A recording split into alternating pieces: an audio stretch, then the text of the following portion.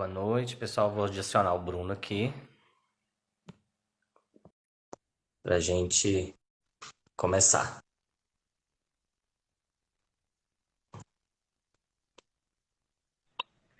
Opa, tá me ouvindo bem, Bruno? Tô. Bem, também tá tranquilo. Tá.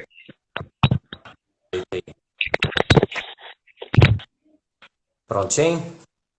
Beleza. Beleza? Bom, primeiro eu vou, já dar boa noite para você, boa noite para todo mundo aí que tá entrando agora.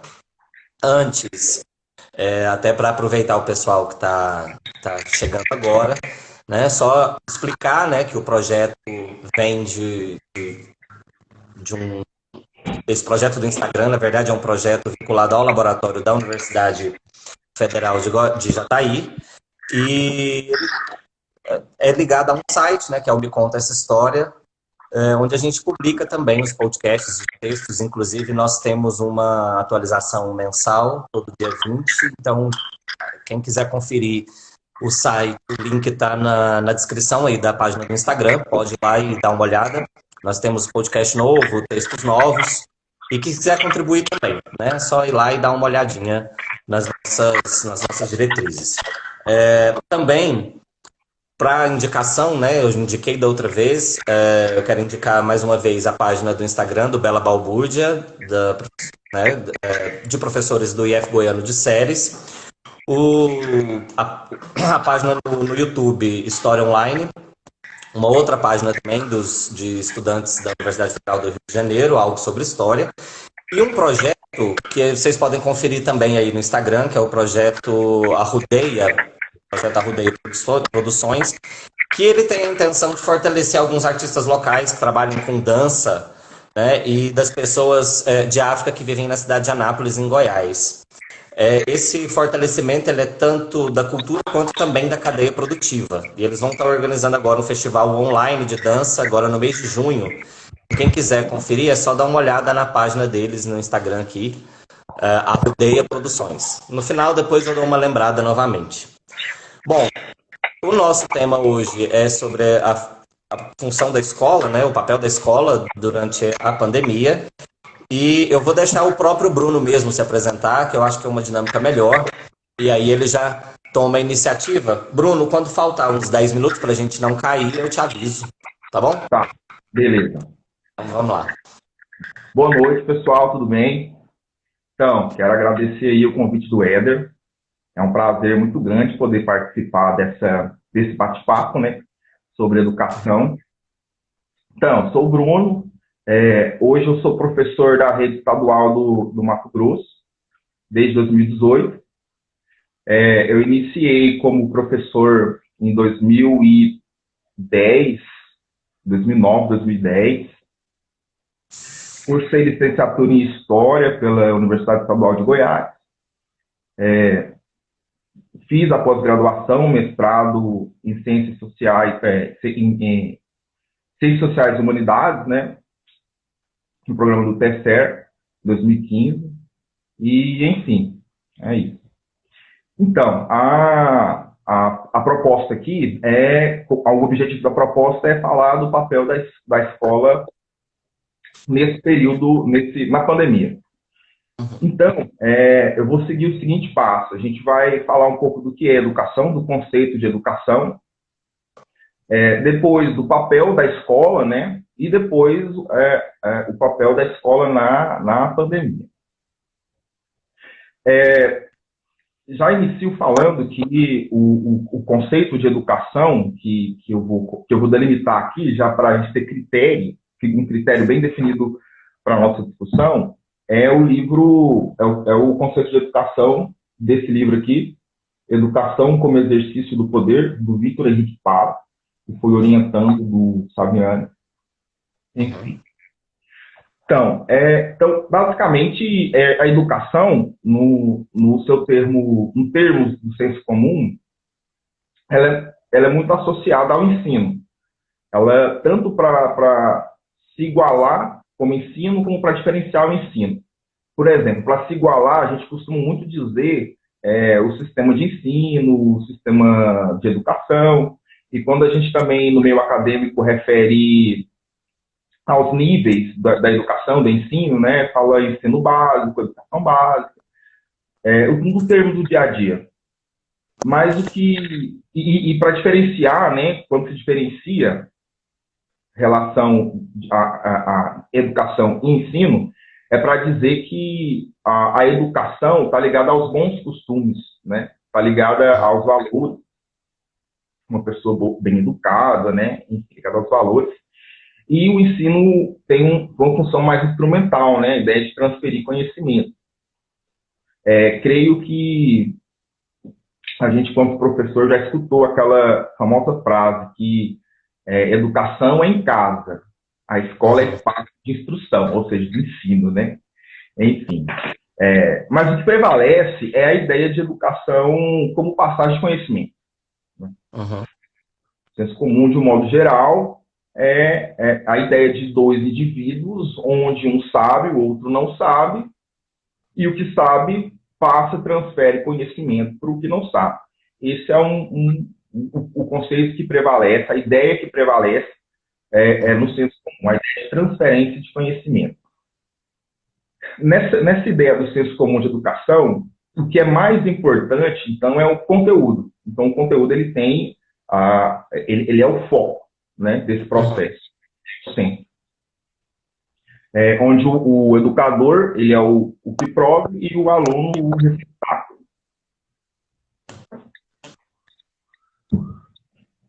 A ideia aqui, nossa, no caso, o conceito de educação do Vitor Paro, que a gente vai usar como critério para poder falar, para a gente poder discutir, é a educação como apropriação da cultura. Então, vamos lá.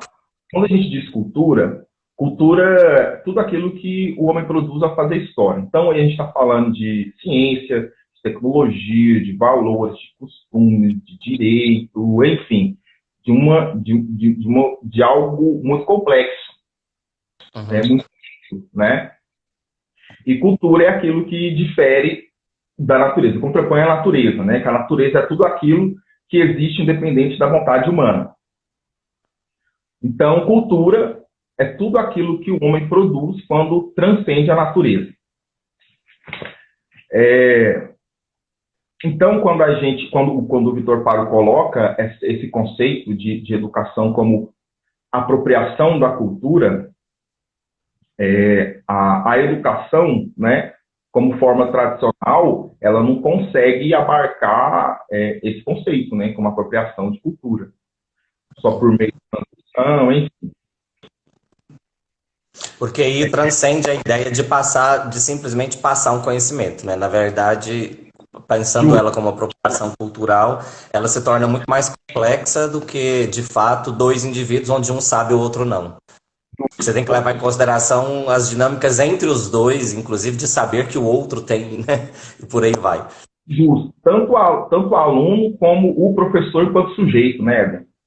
Sujeito como o aluno como sujeito e o professor como detentores de vontade, né? De produzir também. Enfim, então entende-se nesse conceito mais amplo de cultura, como apropriação de educação, como apropriação da cultura, que o homem entende o aluno em toda a sua integralidade e procura desenvolver competências. E isso, como já foi discutido, né, na live anterior, está proposto na base, né? A base ela propõe essa forma em que o aluno ele tem que ser visto na sua integralidade, né? Como o que conhece, né? O seu cognitivo, o seu psicomotor, né? E o socioafetivo, ou seja, o aluno como um ser, enfim, resumindo, como sujeito, detentor de vontade, né? Um ser histórico, um sujeito histórico.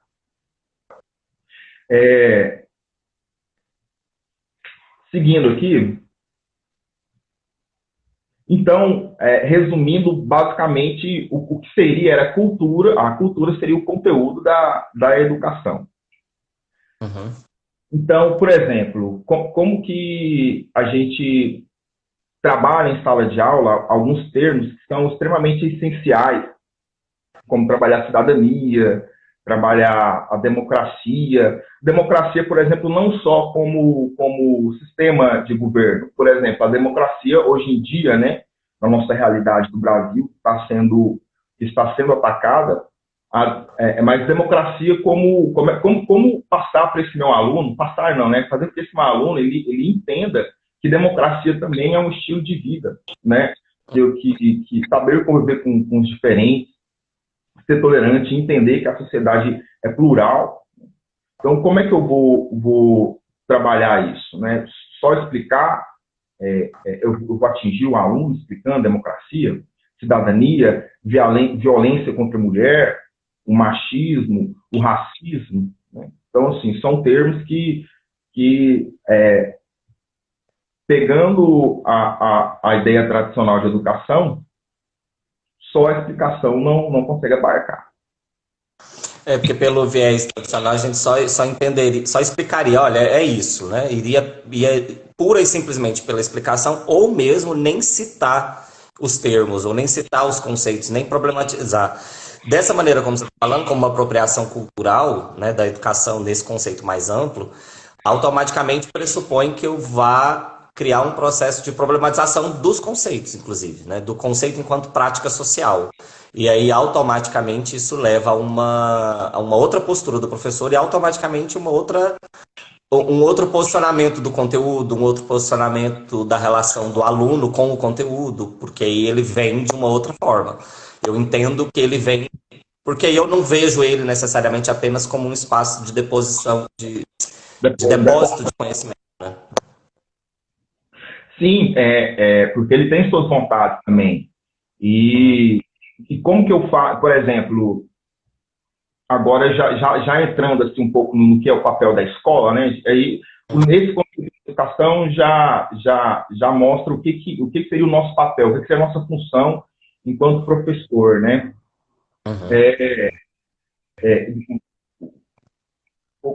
Trazendo um pouco da minha experiência, quando eu vim para o Mato Grosso, eu comecei a lecionar numa escola de periferia. E leciono lá até hoje, na escola onde, assim, falta alguns recursos básicos para os alunos, entendeu? Então, assim, como é que eu vou chegar na sala de aula e simplesmente falar de cidadania, né? Sendo que, às vezes não, boa parte da turma, por exemplo, tem dificuldade na leitura, enfim, passar texto, explicar, tal. Então, por isso que é muito complicado, né? E é muito complexo ser professor, porque eu tenho que criar formas. Eu não posso falar que a minha aula deu certo em determinado lugar e em outro lugar. Aqui eu tive que me despir de todas as minhas metodologias que eu tinha. Por exemplo, eu tinha experiência, eu estava trabalhando no SESI, no ensino médio, e tinha em Anápolis, e tinha os desafios específicos do SESI. E quando eu vim para cá, essas metodologias não funcionavam, né? Então, assim, hoje funciona? Também não posso dizer que não, porque eu tenho que conhecer, eles são dinâmicos também, né? São sujeitos históricos. Então, assim, eu sempre temos, enquanto professor, entender, enfim, é bem mais complexo. Porque na verdade, primeiro que a realidade do aluno mudou completamente, né? Como você puxou da sua experiência de sair do sistema, de uma determinada cidade e ir para uma escola de periferia pública do interior do Mato Grosso. Então, automaticamente, o primeiro momento também em relação a essas, como você citou, das metodologias, é o tempo também de conhecer esse lugar, conhecer quem é esse aluno. E lembrando que você comentou, é dinâmico o tempo inteiro. Então, a única coisa que você sabe enquanto uma escola pública de periferia nesse lugar, falta recurso. E aí, eu acho que é a única coisa que você sabe. O restante é um processo contínuo, né? E você tocou num ponto importante, Éder, porque para esse grande desafio, né, para essa grande função de fazer com que o aluno ele queira aprender, eu queria tocar num ponto aqui importante, que é, por exemplo, os professores, só que os professores têm essa visão de educação, né, enquanto apropriação da cultura, como experiência eu vejo que não, né, que tem, muitos professores têm dificuldade, enfim, de entender, está muito ligado à questão tradicional da educação, o aluno como objeto, né, e não objeto aquilo, como coisa, aquilo que é conhecido, e não como sujeito, aquilo que conhece. Uhum. Mas assim, é culpa, né, do professor também, porque a estrutura, será que a escola, ela cria estrutura para que o professor ele possa induzir o professor a ter enfim, ter essa preparação, né? Uhum. A realidade aqui não, né? Não tem, assim. Então, assim, eu não posso. Tem um problema com parte dos professores que persistem em uma educação tradicional? Tem, mas é aí que está. A estrutura favorece que eles mudem de ideia, né? O governo investe para que a escola realmente prepare, né, nós, professores, para esse conceito tão amplo de educação. O ano passado, em 2019, eu fiquei na coordenação da escola. Então, eu tive a oportunidade de trabalhar junto com as pedagogas. Inclusive, quero mandar aqui uns parabéns para as pedagogas, eu falo pedagogas mulheres, principalmente, especificamente, que exercem, assim, ainda mais professoras mulheres, trabalham na escola pública de periferia, cara. São heroínas, heroínas. Elas, enfim, movem montanhas, assim, para que as crianças tenham uma boa educação. Só que o choque é a estrutura da escola, né? A gente tem uma sala de primeiro ano, alunos de 6 anos, com 26 alunos, cara, né? E alguns alunos com problemas de aprendizagem. Enfim, então, assim, não tem essa vontade do governo, né, para que, enfim, amplie esse conceito de educação também. Não basta só eu aqui, enquanto professor, falar, os meus colegas não têm um conceito amplo de educação legal que eu tenho, tá? Mas, né, tem que pensar na questão estrutural, né, da proposta do É governo, uma né. via de mão dupla, né? Do outro lado, como você comentou, se não existe uma estrutura que propicie os professores também mudarem a maneira de pensar, não a maneira de pensar, mas a maneira de agir, e obviamente isso não vai se concretizar. E aí é onde a gente entra, inclusive, no que você tinha comentado antes. Não sei se eu estou atravessando agora, mas é porque é muito interessante você estabelecer uma base que venha pensando na questão das competências, que venha pensando nessa dinâmica, mas como é que a gente vai pensar isso enquanto papel? E aí a gente ainda está discutindo o papel da escola sem chegar na pandemia, né? Mas como que eu tenho esse planejamento, mas no final das contas eu não dou condições a todas as escolas de ter o mesmo desenvolvimento. Justo, justo. E principalmente na escola pública, né, Éder? É bem complicado. Você tá trabalhando aí, você está começando a perceber que a realidade é bem complicada. Então, o papel da escola, basicamente, que a gente estava comentando, a função nossa de educador, é fazer com que esses alunos eles queiram aprender, né? E a gente criar formas para que esse aluno se aproprie, se empodere dos aspectos culturais importantes da sua vida, né? Do papel social, né? A escola tem um papel social, que aí já entra na questão da pandemia, né? Que agora eu vou comentar. Né? Porque aí da EAD, enfim, mas eu quero pegar aqui como uma referência, como já foi discutido também na live anterior sobre o BNCC, muito bem colocado pelo professor Thaleson, né? Eu não vi tudo, mas deu para ter uma noção, né, histórica e tal, muito, muito interessante.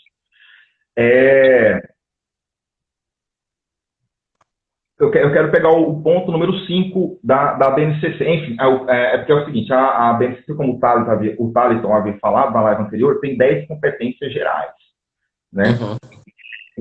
E a competência número 5, ela traz o seguinte: Detalhe, a BNCC aqui no Mato Grosso, dos anos iniciais, né, do ensino fundamental, anos iniciais, anos finais até o 9º ano, ela já está pronta. E ela se chama O currículo já foi construído, né? Construído, né? Quando eu entrei aqui no estágio em 2018, estava em processo de discussão, né? Então eu peguei o barco andando, então eu nem acompanhei. Eu estava acompanhando um ano antes, quando ela estava sendo discutida a nível nacional, né? Que eles fizeram a fundamental. A do ensino médio é outro ponto, outra coisa. Do ensino fundamental e a nível nacional, nas regiões que eles fizeram no Norte, Nordeste, Centro-Oeste, enfim.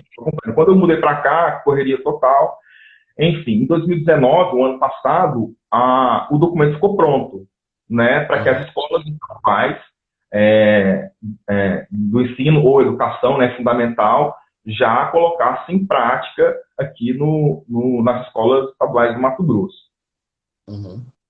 Então, nesse DRC, tem as 10 competências gerais, porque tem lá o BNCC a nível nacional e eles, a outra parte, né, que é uma parte diversificada, se não me engano, é específica para o Mato Grosso.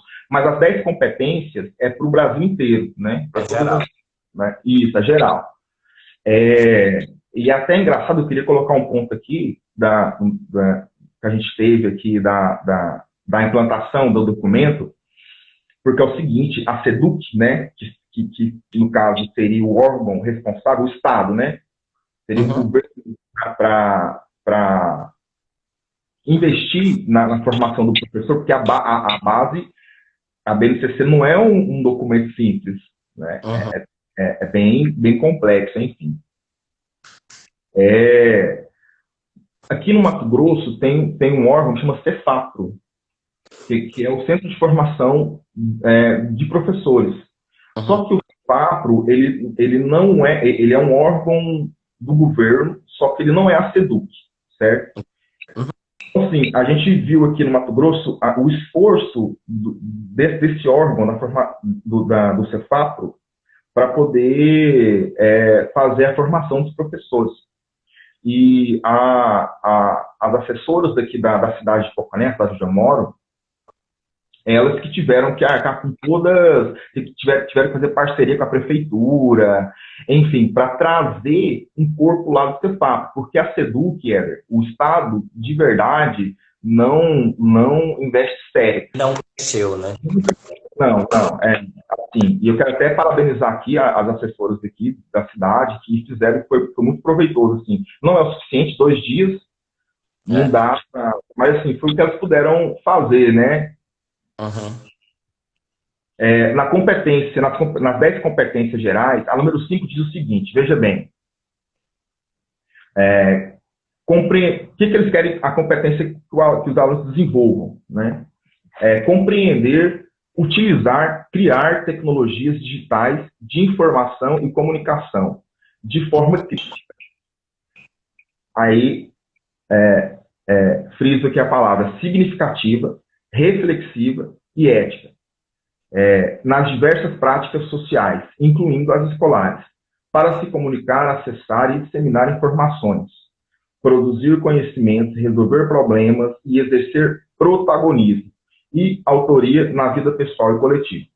Então, o que a gente percebe aqui? Que tanto a BNCC como a proposta de educação do Vitor Paro, elas se convergem. Por quê? A BNCC propõe um ensino significativo, né? Um ensino-aprendizagem significativo, ou seja, entende o aluno como sujeito, o aluno tem vontade, então o que ele aprende, ele tem que ter um significado para ele. Ou seja, a famosa aprendizagem significativa e que o aluno exerça protagonismo, ou seja, as metodologias ativas.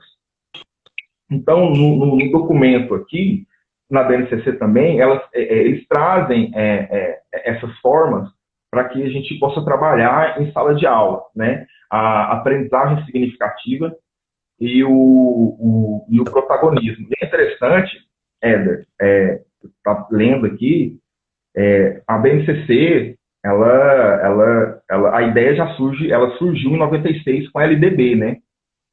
Isso. E em 96, que a LDB ela tira a ideia de ensino e vai dar o foco total para a aprendizagem. Porque antes de 96, as leis da educação, tudo era focado para o ensino, como eu devo ensinar, como o professor deve, enfim. E depois de 96 que deu esse valor ao aprendizagem, ou seja, ao aluno, né? Então, assim, eu estudava nesse período da década de 90, né? Então, assim, eu tinha um professor que foda-se, desculpa a Esse não palavra. era o foco. Então, a lei que foi focar na aprendizagem foi em 96. E agora, em 2020, a gente vai ter, né, esse documento, que, enfim, muito complexo e dá, enfim, muitas discussões. Então, quando a base coloca que é da aprendizagem significativa e o protagonismo do aluno, a gente já percebendo que, já entrando no papel da escola na pandemia, a gente percebe a grande contradição, né? Sim. A gente está vivendo num contexto de crise, certo? Por mais que assim, as corporações e o governo eles procuram colocar uma situação de normalidade, de falsa normalidade, a gente está numa crise humanitária. O Estado aqui do Mato Grosso já decretou calamidade pública, enfim, famílias sendo afetadas pelo desemprego, enfim, tá, um momento bem complicado. Então, será que a escola, nesse momento, ela está sendo significativa para o aluno, com as aulas online, certo? Com as ferramentas remotas? Né? Então, a gente percebe a contradição do que existe no documento com a nossa realidade. E eu falo da nossa realidade, especificamente do Mato Grosso, Éder. Aqui, o Estado, ele criou um aplicativo, né, que na verdade é um site, chamado Aprendizagem Conectada, que é basicamente um site onde tem arquivos de PDF com conteúdos, certo? Então, eu, quando professor, eu tenho que entrar toda semana e ler esses conteúdos. Os alunos que têm acesso à internet... Os conteúdos não são os professores que sobem, não, para o aplicativo. Não, é o Estado que alimenta toda semana, a SEDUC que alimenta toda semana. Aí o aluno que tem acesso à internet, eles orientaram fazer grupos de WhatsApp para que esse aluno tire dúvidas com os professores. Cara, loucura. Na escola onde eu trabalho, a maioria dos alunos não tem celular, não tem internet de qualidade, né? A própria cidade não tem uma boa internet de qualidade aqui em Poconé. Mas, enfim, é estarrecedor, assim, a postura do Estado mediante a uma crise, né? Simplesmente colocar conteúdos em PDF para que nós... Ou seja, não faz sentido nenhum isso, né? Então, o Estado, que tem esse documento propondo uma educação significativa, faz algo totalmente incoerente com a nossa realidade, certo? E, ao mesmo tempo, eu acho que o documento, ele traz essa proposta, mas ele esquece essa dinâmica plural da realidade que você mesmo está narrando aí. É igual como a Elaine até comentou aí nos comentários, ela colocou, né, que a gente foi pego despreparado diante da necessidade de realizar essas atividades remotas. E eu acho que ainda mais, a gente está nessa dinâmica de despreparo de forma dupla, porque aí tem que considerar também que tem escolas que conseguem manter isso e tem escolas que não conseguem manter. Aí é a diversidade da coisa. Tem escola pública, se a gente for falar da realidade da escola pública, que tem condições de manter numa determinada cidade X, por exemplo.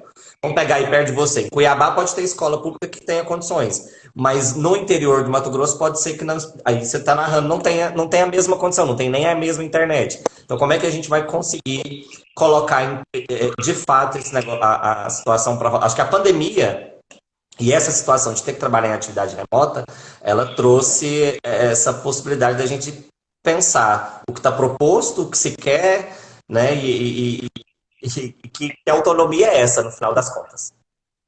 Sim, claro, muito importante. Só para adiantar, a Clarissa disse que queria fazer uma pergunta, só que os caracteres do Instagram não dá. Se ela tiver aí ainda, me manda pelo WhatsApp, Clarissa, que eu repasso aqui pro Bruno.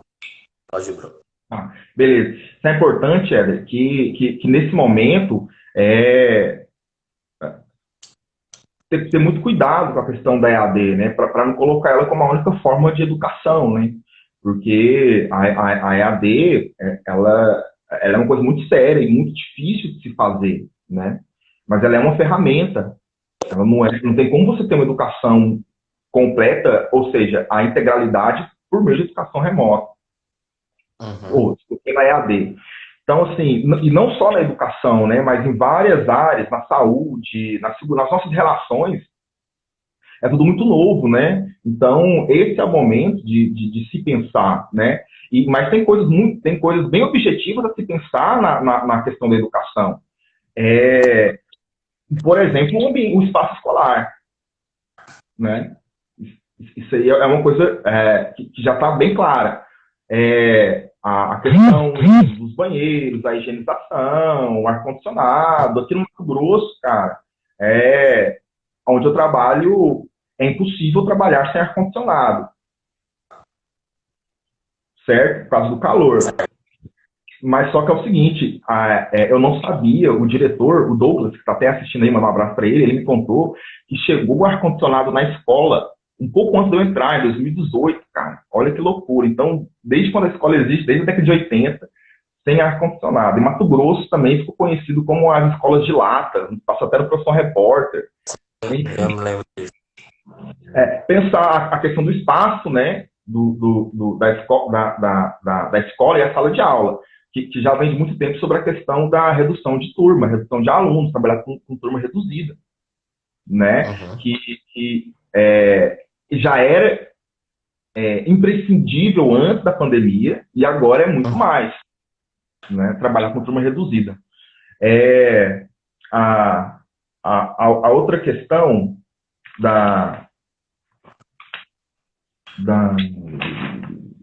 Espera só um momento. As questões objetivas. Porque, assim, se a gente ficar pensando só na questão do aparato tecnológico, a gente esquece da ideia do papel social, né, da escola. Não dá para... cara, são 60 milhões de estudantes, né? Mais da metade vai ficar fora desse processo se eu discuto só as questões da educação remota, certo? A minha escola é uma realidade, entendeu? E aí, eu vou aproveitar para adiantar algumas perguntas, só para que o Bruno Douglas Vinícius, ele pergunta o seguinte: como você imagina a dificuldade dos pais em auxiliar os filhos nessas atividades em PDF? Porque a gente ainda tem que considerar isso, né? A gente não sabe a realidade da casa de cada um, quando se fala numa escola de periferia, do interior. O cara aí que fez a pergunta, esse cara é o diretor da escola do trabalho. Vamos lá, Douglas. Porque acontece, ele está tendo que ir na escola, a secretária, estão tendo que ir na escola revezando. E o que acontece? Os alunos que não têm acesso à internet, ou seja, praticamente 90% da escola de trabalho, a escola vai ter que imprimir e passar para os alunos. A família o pai tem que ir lá, o responsável tem que ir lá pegar esse material. É uma loucura, por quê? Onde eu trabalho, tem alunos que a própria casa é um lugar onde ele não consegue ter uma relação familiar tranquila. Imagina que sai estudar.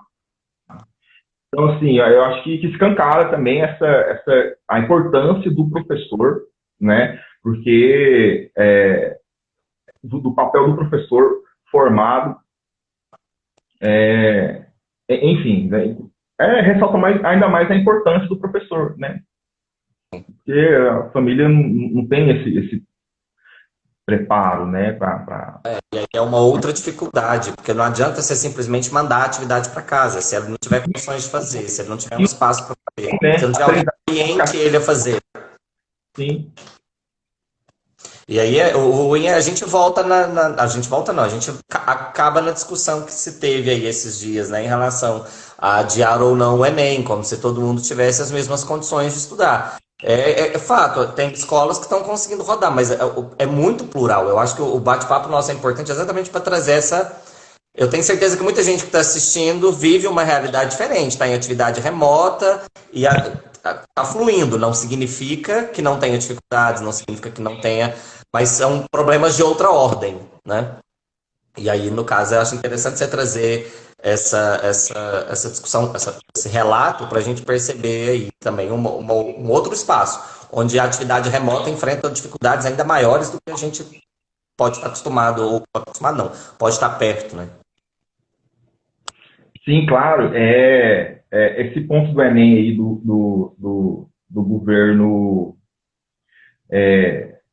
insistir em manter o Enem corroboro com a ideia de que, de fato, a gente está vivendo um desmonte, né, da educação. Na verdade, a pandemia, ela escancara isso, mas antes mesmo, com a PEC 95 da redução dos gastos, com a própria reforma do ensino médio, enfim, da educação do ensino médio, enfim, já estava vivendo um período meio nebuloso, assim, né? Bruno, a gente já deve estar caminhando para uns 7 minutos, mais ou menos, infelizmente. Infelizmente, porque eu acho que precisava mais para a gente continuar, mas papeando sobre, inclusive porque é uma realidade diferente de algumas pessoas. Então, acho que seria bastante interessante. Mas nos resta esses últimos 7 minutos, mais ou menos. Sim, outra coisa que está pegando também, Éder, sobre a escola nesse processo, a questão das horas letivas, né? Slide foi esse. Que a gente... É porque chegou uma pergunta aqui, que é o seguinte: me parece que o ensino remoto pode mostrar duas coisas. Uma, que as escolas presenciais são importantes e que a figura do professor é essencial.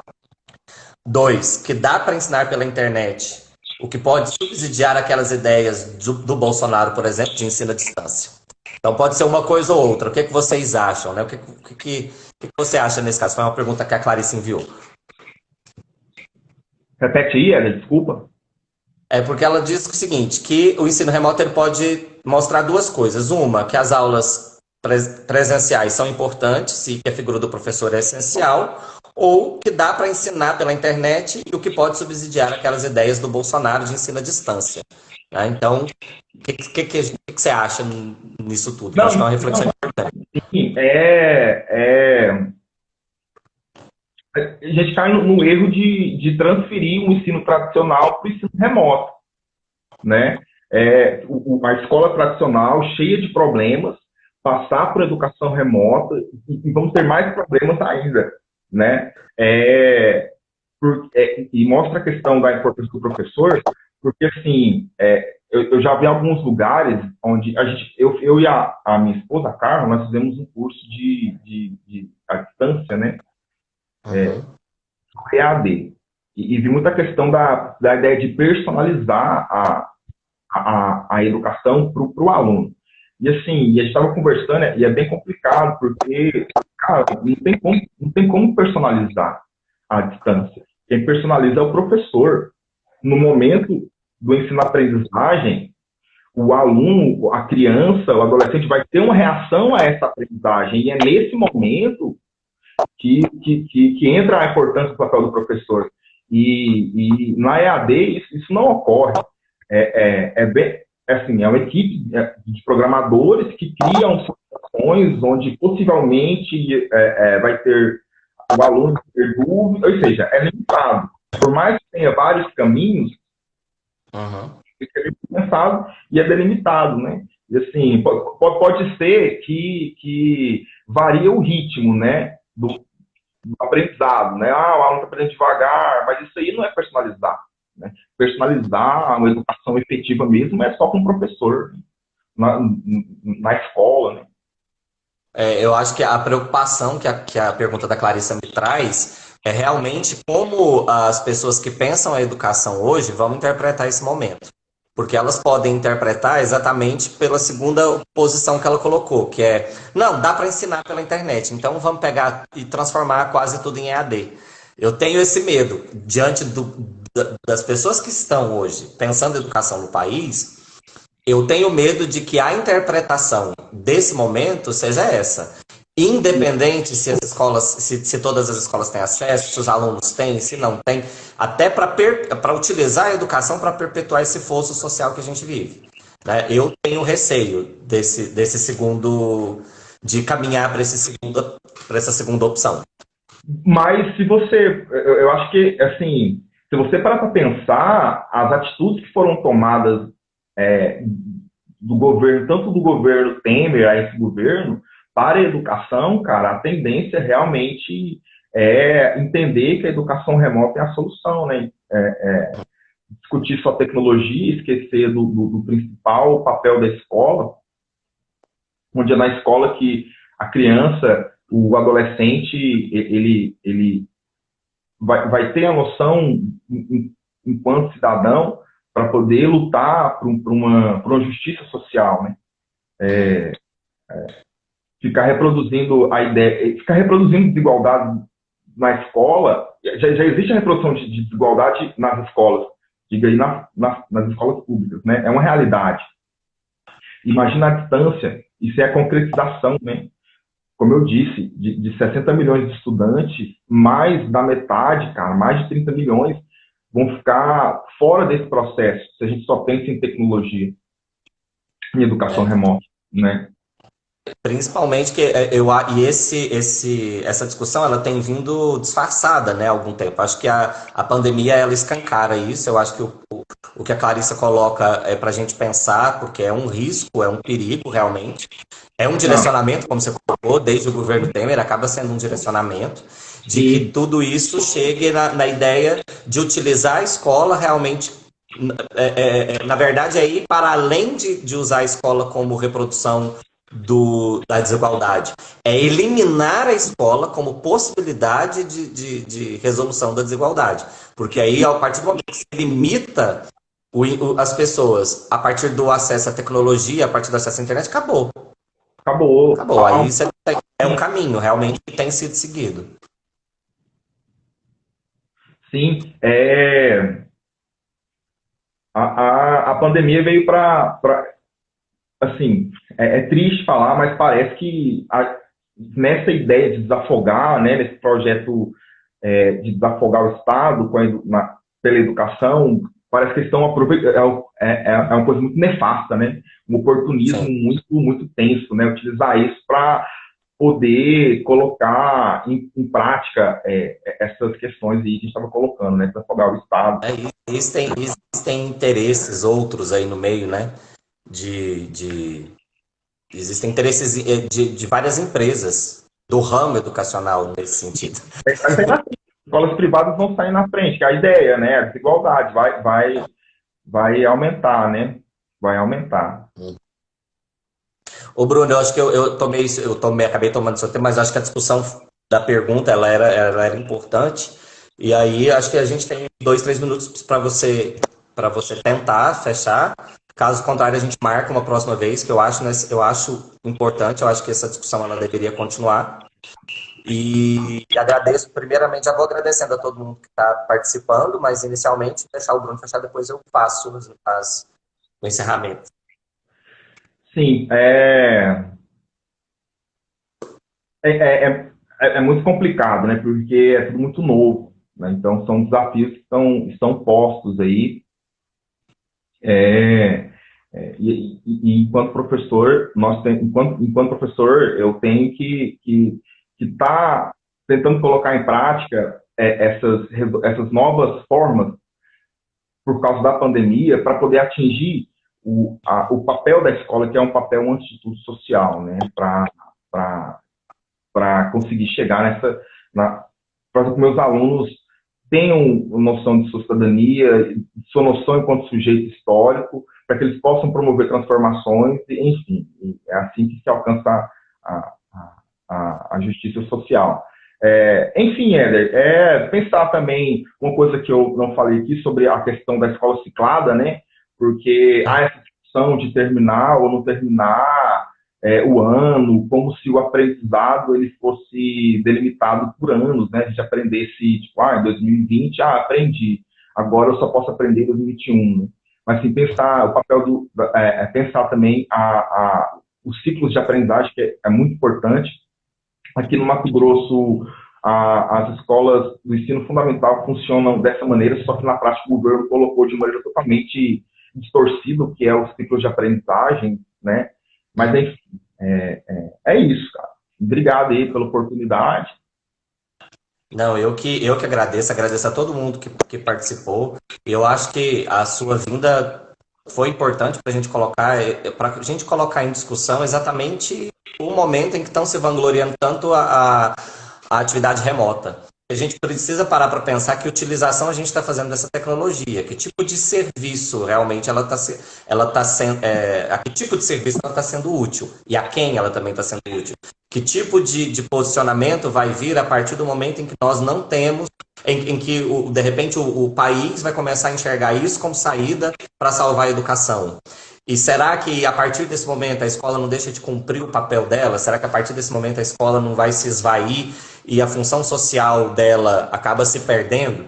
Então eu acho que a gente devia marcar uma próxima vez de novo e marcar esse ponto da discussão, porque a gente não pode simplesmente deixar a ideia de que, não, tá beleza, tá todo mundo cumprindo. Não, nem todo mundo está cumprindo, nem todo mundo está conseguindo chegar a uma efetividade de como utilizar essas atividades remotas, se é que elas têm cumprido uma função de fato em relação àquilo que a escola tem responsabilidade.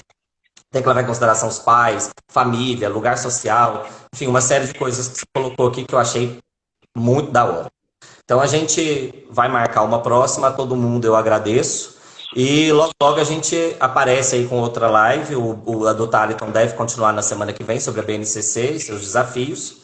E eu espero já remarcar uma com o Bruno logo em seguida. Um abraço para todo mundo. Bruno, mais uma vez, muito obrigado. Eu agradeço. Até Tchau. mais, viu? Tchau.